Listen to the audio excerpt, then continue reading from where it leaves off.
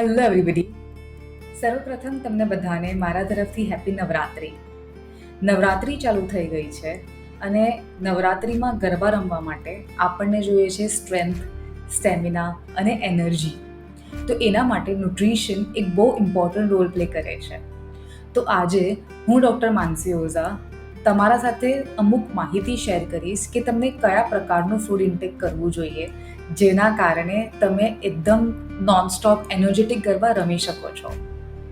તો starting with તમે millets ઇન્કલ્કેટ કરી શકો છો, like ragi, જવાર, બાજરા, કુટ્ટુ.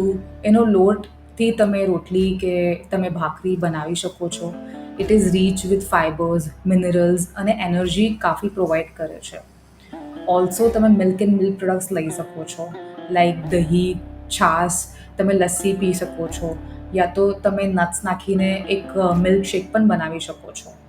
You can have any kind of nuts, like તમે કાજુ, બદામ, દ્રાક્ષ, અંજીર, વોલનટ્સ, ડેટ્સ લઈ શકો છો. સિઝનલ ફ્રૂટ્સ એન્ડ વેજીટેબલ્સ ખાઈ શકો છો, લાઈક બનાનાઝ, એપલ્સ, પપૈયા, હમણાં સ્વીટ પટેટો, કંદ, સુરણ, એવા કાફી બધા ફ્રૂટ્સ એન્ડ વેજીટેબલ્સ અવેલેબલ હોય છે. ઓલ્સો અગર તમે ઉપવાસ કરતા હોય છો તો તમે સાબુદાણાની ખીચડી બનાવી શકો છો, તમે સિંગોરા લઈ શકો છો. તો આ બધી વસ્તુ તમે ઇન્કલ્કેટ કરી શકો છો. ઓલ્સો નવરાત્રિનો ટાઈમ, ગરબા રમવાનો ટાઈમ નોર્મલી 7 to 8 PM હોય છે, જે કારણે આપણે બહુ જલ્દી ડિનર કરી લઈએ છીએ અને લાઇટ ડિનર કરીએ છીએ, સો દેટ આપણને હેવીનેસ ના ફીલ થાય ગરબા રમતા વખતે. તો એના વજહથી આપણને ગરબાના ટાઈમ પર અને ગરબાના પછી બહુ ભૂખ લાગતી હોય છે. તો it is a kind request કે તમે પ્રોસેસ્ડ ફૂડ અવોઇડ કરો, લાઈક પોટેટો, જે તળેલા બટેકા આપે છે.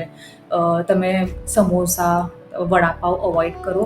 એના બદલે તમે લઈ શકો છો કોર્ન ચાટ આવે છે, પાપડી ચાટ લઈ શકો છો. સીધા તમે પનીર ચાટ આવે છે. Even you can have dhokla, you can have fermented food. You can also have, અગર તમે લિક્વિડ પસંદ કરો છો, you can have coconut water, you can have લીંબુ પાણી તમે પી શકો છો, લસ્સી પી શકો છો, ફ્રૂટ જ્યુસ પી શકો છો. તો આ બધું હેલ્ધી ફૂડ ઇન્કલ્કેટ કરીને તમે તમારું એનર્જેટિક ગરબા રમી શકો છો. તો ચાલો જઈએ ગરબા રમવા. Bye. Have a nice day. Happy Navratri.